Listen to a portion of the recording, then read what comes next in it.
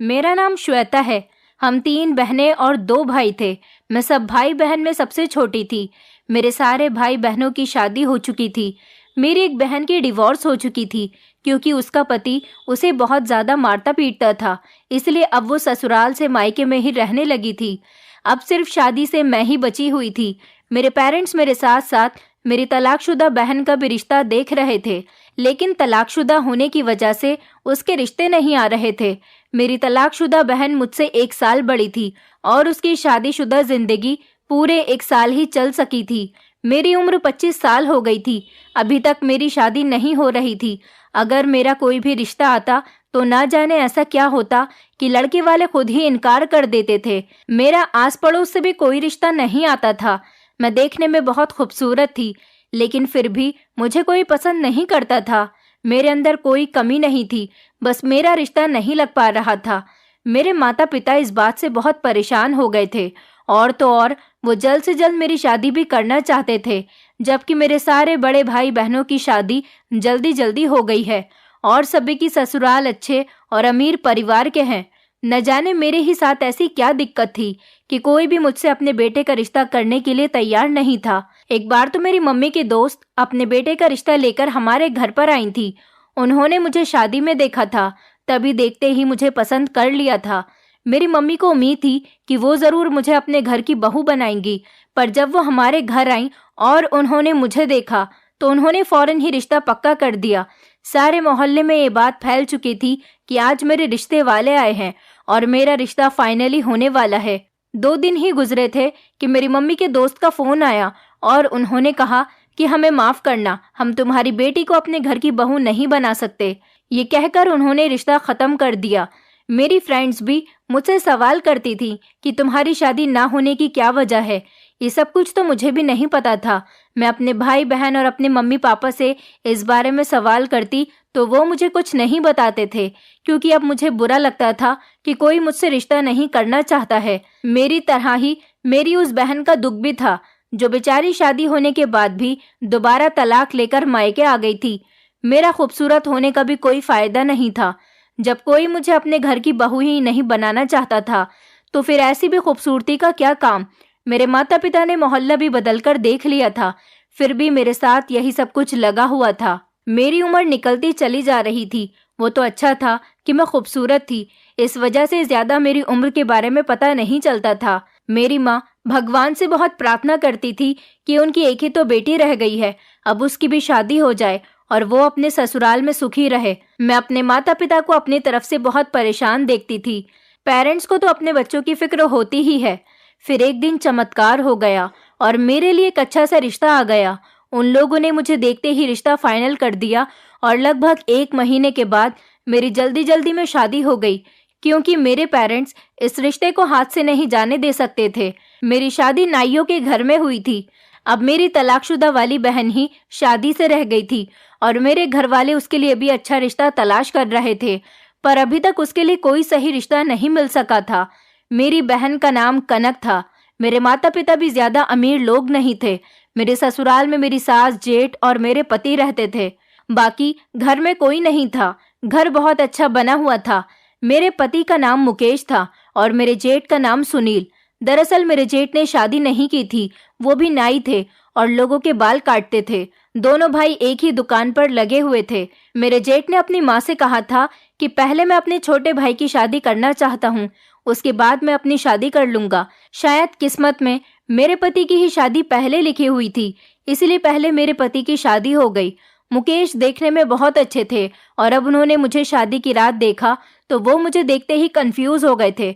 उन्हें अपनी आंखों पर विश्वास नहीं हो रहा था कि उनको इतनी खूबसूरत पत्नी भी मिल सकती है। मेरे पति के हाथ पैर घबराहट की वजह से फूल गए थे। मुझे लगा कि इतना नर्वस होना तो नॉर्मल सी बात है, पर मेरा पति तो बेहोशी हो गया था। सारे रिश्तेदारों को कमरे के अंदर आना पड़ गया था। अच्छा खासा मजाक बन गया था, क्योंकि सारे मेहमान ही बहुत हंस रहे थे, पर मेरा जेठ काफी परेशान था। थोड़ी देर के बाद मेरे पति की हालत तो ठीक हो गई थी और वो ऐसे रिएक्ट कर रहे थे जैसे कोई बात ही नहीं हुई थी। फिर उसके बाद हम दोनों पति पत्नी ने प्यार भरी बातें की और फिर हम लोग सो गए। अगले दिन सारे मेहमान भी जा चुके थे और मेरी शादीशुदा जिंदगी की शुरुआत हो गई थी। शादी के अगले दिन मेरे पति के नंबर पर मेरी एक फ्रेंड की कॉल आ गई। उसने मुझे मुबारकबाद देने के लिए कॉल की थी। फिर अचानक बातों में मेरी फ्रेंड ने कहा कि तुम्हारे पति और जेठ नाई है, तुम उन्हें हमारे घर पर भेज दो। मेरे पापा और दादाजी भी बाल कटवाना चाहते हैं। मैंने अपने पति से बात की तो उन्होंने कहा, हम लोग तो बिजी रहते हैं क्योंकि हम अपनी दुकान पर काम करते हैं।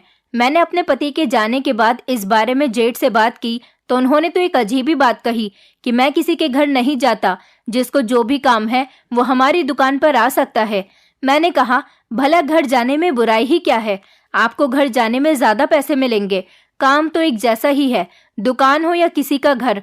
और फिर मेरी फ्रेंड को जब पता चला कि आप लोग नाई हो, तब उसने बड़ी उम्मीद के साथ मुझे फोन करके कहा कि तुम अपने पति और जेठ को भेज दो। अब आप दोनों ना सही पर दोनों में से कोई एक तो चले जाओ। मैं नहीं चाहती कि मेरी फ्रेंड के सामने मेरी बात खराब हो। मैंने कहा, मेरी फ्रेंड काफी अमीर है, उसके घर चले जाओ, वहां से आपको अच्छे खासे पैसे मिल जाएंगे। पर मेरे जेठ ने साफ इनकार कर दिया। मैं अपने जेठ की जिद देखकर हैरान रह गई थी कि भला ये किस तरह की जिद थी। मैंने अपनी फ्रेंड से माफी मांग ली और कहा कि मेरे जेठ और पति दोनों ही बहुत ज्यादा बिजी हैं, इसलिए तुम्हारे घर पर नहीं आ सकते। बाद में मुझे पता चला कि मेरे जेठ किसी के भी घर जाकर काम नहीं करते, जो भी कस्टमर होता है वो उनकी दुकान पर ही आता है। सब लोग कहते हैं कि मेरे जेठ पुराने नाई हैं, इसलिए उनको मेरे पति से भी अच्छा काम आता है। मेरे पति ने ये वाला काम तो हाल ही में शुरू किया था, लेकिन इससे पहले वो गारमेंट्स की दुकान पर कपड़े बेचते थे। मेरे पति की और जेठ जी की दुकान बहुत अच्छी चलती थी, उनके पास काफी सारे कस्टमर आते थे, इसलिए वो दोनों भाई मिलकर दुकान संभाल रहे थे। फिलहाल ये बात तो खत्म हो गई थी, पर इस घर में काफी ज्यादा सुनसान थी। मैं सारा दिन घर में अकेले रहकर बोर हो जाती थी। मेरी सास मुझसे ज्यादा बातचीत नहीं करती थी। वो बहुत ज्यादा संस्कारी औरत थी और हमेशा अपने कमरे में रहकर पूजा पाठ करती रहती थी। मैं घर का सारा काम करती थी। अपनी सास का खाना और उनकी दवाइयाँ मैं उनके कमरे में ही जाकर देती थी। लेकिन मुझे बहुत सुकून था कि मुझे यहाँ पर ज्यादा काम नहीं करना पड़ता था। ज्यादा बड़ी फैमिली नहीं थी, इसलिए मैं जल्दी जल्दी काम करके फ्री हो जाती थी। एक सास ही तो थी, वो भी सारा दिन अपने कमरे में रहती थी और उन्हें मेरे किसी भी काम से कोई मतलब नहीं होता था। वो मेरी लाइफ में इंटरफेयर नहीं करती थी। बाकी मुझे इन सब लोगों के काम करने पर कोई एतराज नहीं होता था। एक दिन हमारे घर पर पड़ोस की ही एक औरत घर आई थी। उन्होंने मुझे देखा तो वो बहुत खुश हुई थी। वो मेरी सास से मिलने के लिए आई थी, पर मेरी सास सो रही थी, इसलिए वो मेरे पास ही मुझसे बात करने के लिए बैठ गई। वो मुझे देखकर कहने लगी, बहू तुम इतनी खूबसूरत हो, तुम्हें तो बहुत अच्छा रिश्ता मिल सकता था, तो फिर तुम यहाँ क्यों आ गई? तुम्हारे माता पिता ने कुछ सोच समझकर तुम्हारी शादी नहीं की क्या? खूबसूरत लड़कियों के रिश्ते तो बड़ी आसानी से और अपने लोगों के यहाँ ही लग जाते हैं। मैंने कहा कि ये सब तो भगवान की मर्जी की बात है, उसने जिसके साथ जोड़ी बनाई होगी शादी तो उसी के साथ ही होनी है ना। थोड़ी देर के बाद मेरी सास जाग गई तो वो उनके कमरे में ही बातें करने के लिए चली गई थी। उनका चाय नाश्ता मैं करा चुकी थी। उस पड़ोसन के जाने के बाद मेरी सास ने मुझसे कहा कि ऐसे लोगों से बचकर रहना, ये इधर की बात उधर करने में बहुत माहिर हैं। मैंने भी अपनी सास से कहा कि ठीक है। रात को मेरा पति घर आ चुका था। उन्हें खाना दिया तो उन्होंने मुझसे खाना खाते खाते एक दो बातें की। उसके बाद कमरे में सोने के लिए चले गए थे। मेरे पति के साथ जब से वो बेहोश होने वाला मैटर हुआ था, वो मेरे करीब नहीं आ रहे थे, बस दूर दूर से ही मुझसे बात करते थे। उन्हें डर था कि वो कहीं फिर से बेहोश न हो जाएं। मैंने उस दिन के बाद से इस टॉपिक पर कोई बात नहीं की थी, पर इस घर में मेरे लिए टाइम गुजारना बहुत मुश्किल हो रहा था।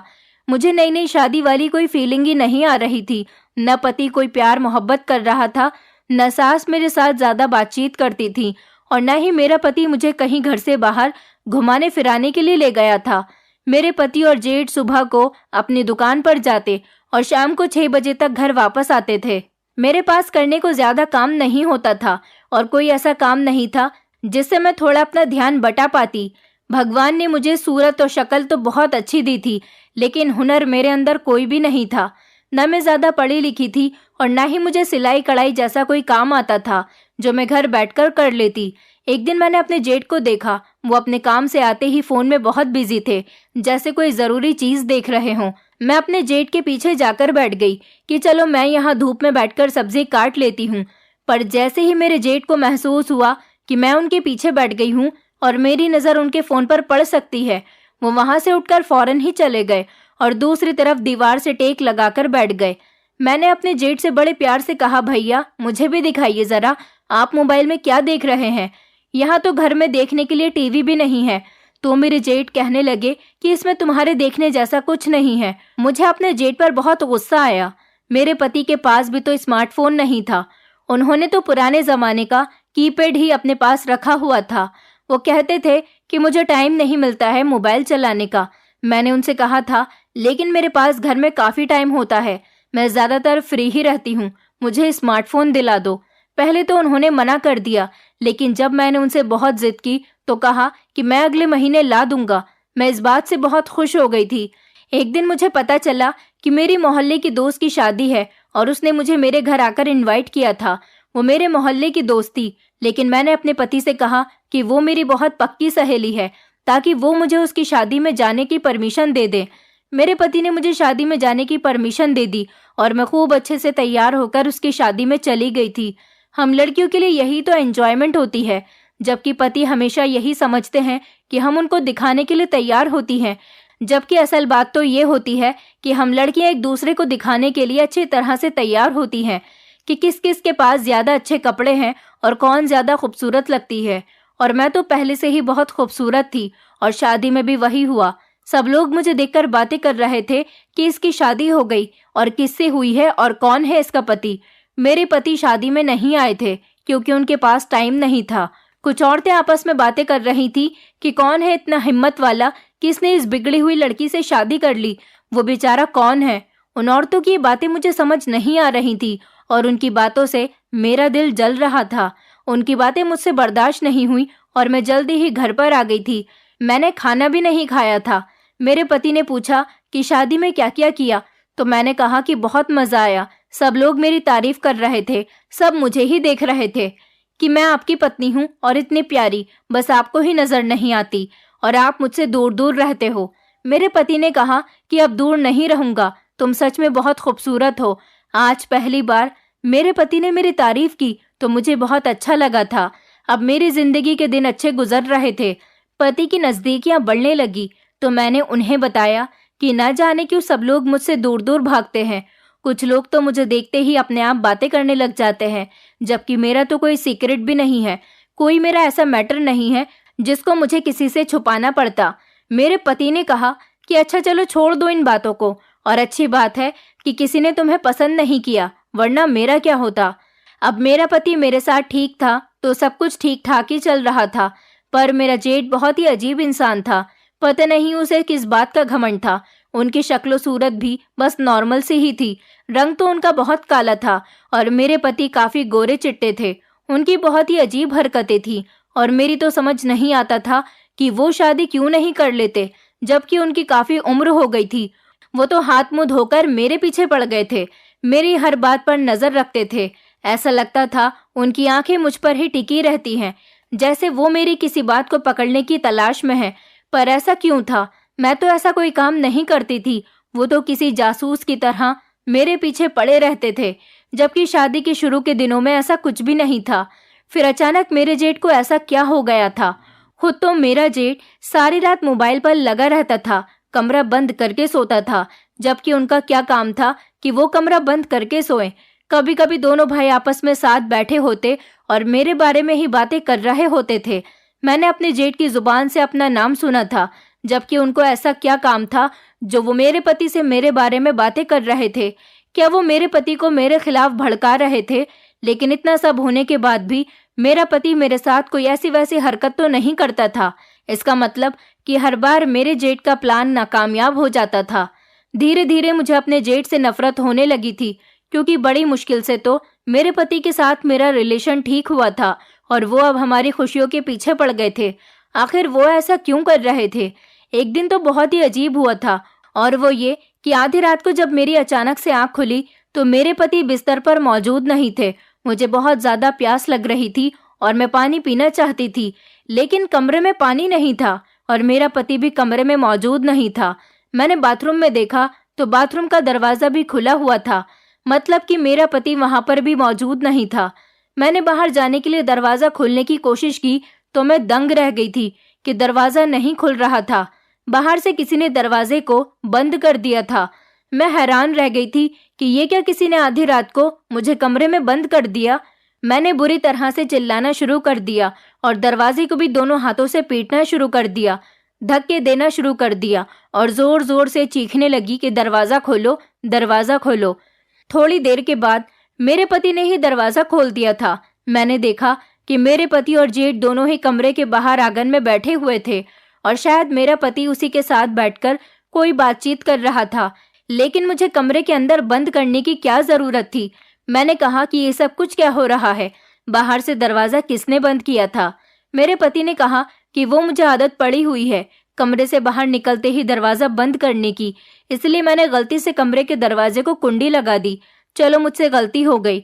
मैंने कहा, आपने कमरे का दरवाज़ा अंदर से बंद तो कर दिया, लेकिन आप इस टाइम पर बाहर क्या कर रहे हो? क्या बात है, कोई परेशानी है क्या? तो उन्होंने कहा कि नहीं, कोई परेशानी नहीं है। मैं भैया के साथ थोड़ी देर बैठ गया था, लेकिन दोनों की शक्ल से लग रहा था कि मेरे पति मुझसे झूठ बोल रहे हैं और ऐसा लगता था कि ये दोनों मेरे बारे में ही बातें कर रहे थे।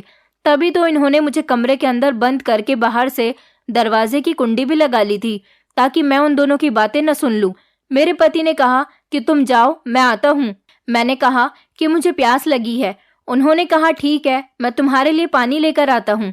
वो जब पानी कमरे के अंदर लेकर आए, मैंने पानी पी लिया और कहा कि ये आप क्या कर रहे हो, मुझे बताते क्यों नहीं हो? आधी रात को आखिर ऐसी कौन सी बातें हो रही थी? तो वो कहने लगे कि तुम्हें पता तो है ना कि हम दोनों मिलकर घर चलाते हैं, तो बस घर खर्च की ही बातें कर रहे थे।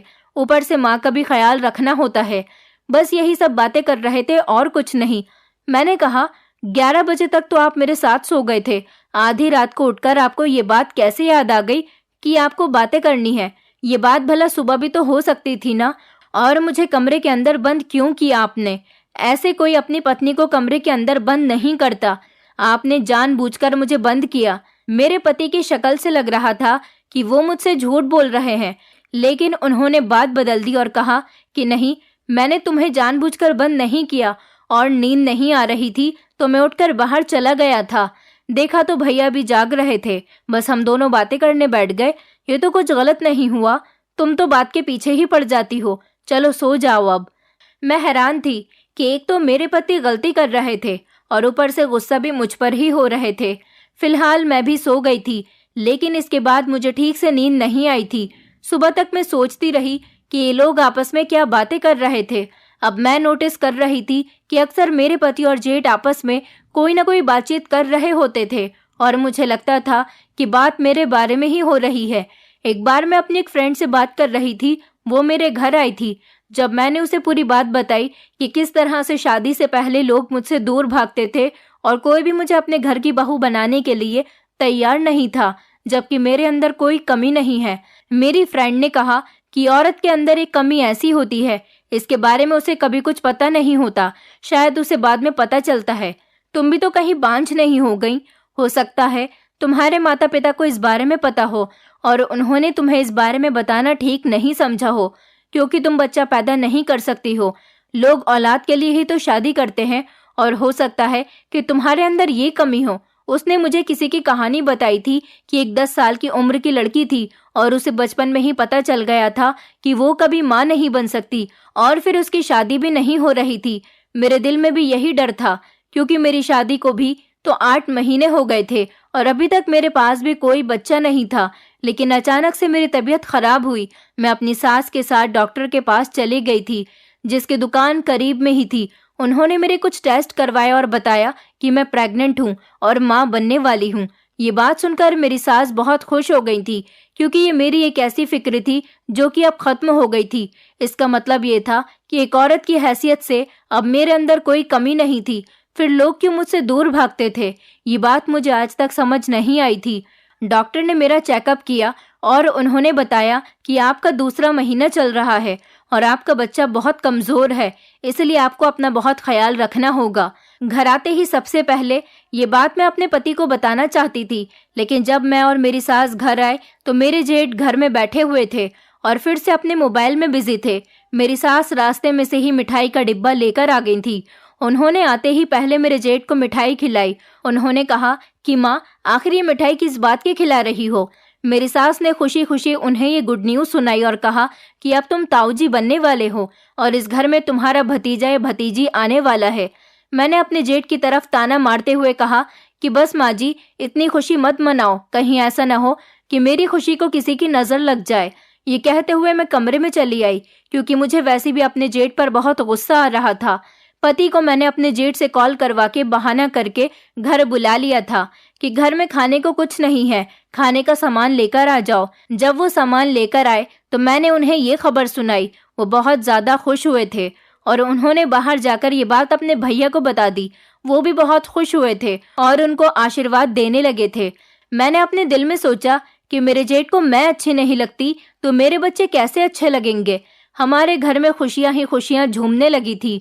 मेरी सास ने मेरी नज़र उतारी और उन्होंने मेरे पति को बताया कि बहू को कमजोरी है, इसलिए उसे अपना बहुत ख्याल रखना होगा। मेरे पति ने कहा कि घर के सारे काम छोड़ दो, अब तुम्हें आराम ही करना होगा। मेरी सास कहने लगी, बहू, जब तुम नहीं थी तब भी मैं घर का सारा काम करती थी, अब तुम आराम करोगी और सारे काम मैं खुद ही कर लिया करूंगी। तुम बस खाना बना देना, बाकी का सारा काम मैं खुद कर लूंगी, बस तुम आराम करो। इतने सालों बाद मेरे घर में बच्चों की किलकारी गूंजने वाली है। मैं अपने ससुराल वालों की इतनी मोहब्बत देखकर बहुत ज़्यादा खुश हो गई थी। लेकिन फिर अगली रात कुछ ऐसा हुआ कि मुझे ऐसा महसूस हो रहा था जैसे मैंने कोई सपना देख लिया हो। जैसे मैं अपने कमरे से बाहर निकल कर गई थी, लेकिन सुबह उठी तो ये सिर्फ सपना ही था।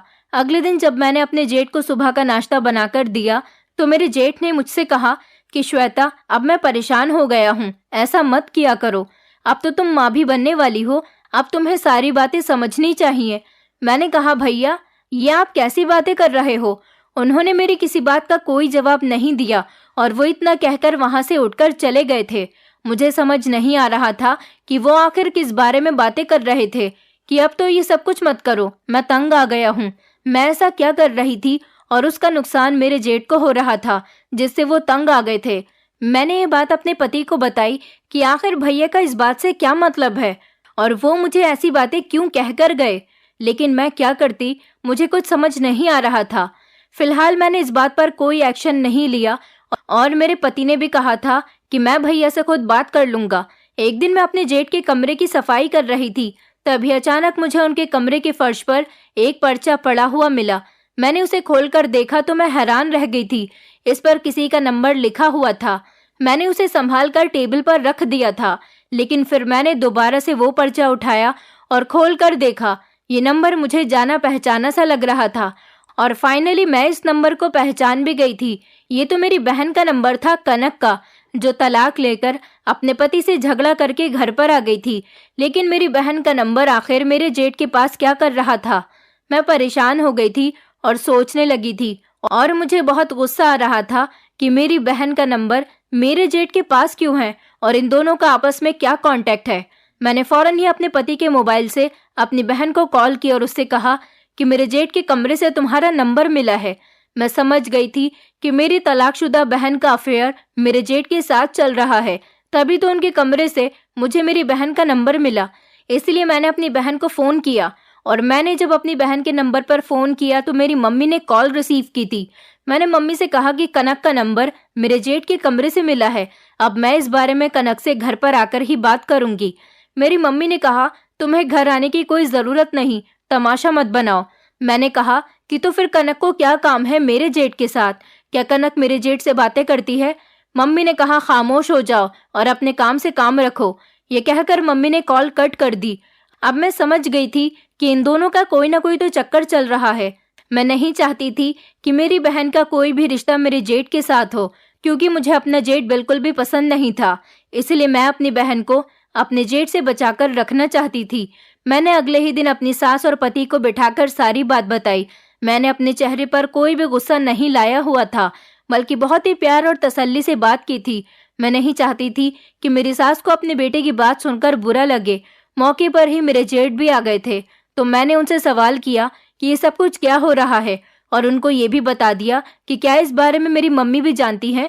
मेरे जेठ ने कहा कि श्वेता, दरअसल मैं तुम्हारी तलाकशुदा बहन के साथ शादी करना चाहता हूँ और मैं उसे पसंद करने लगा हूँ। हाँ, ये गलत बात है कि मुझे इस बारे में तुम्हें पहले ही बता देना चाहिए था। मैंने उसे तुम्हारी शादी में पसंद किया था जब मुझे पता चला कि उसकी तलाक हो गई थी और उसका पति उसे बहुत मारता था।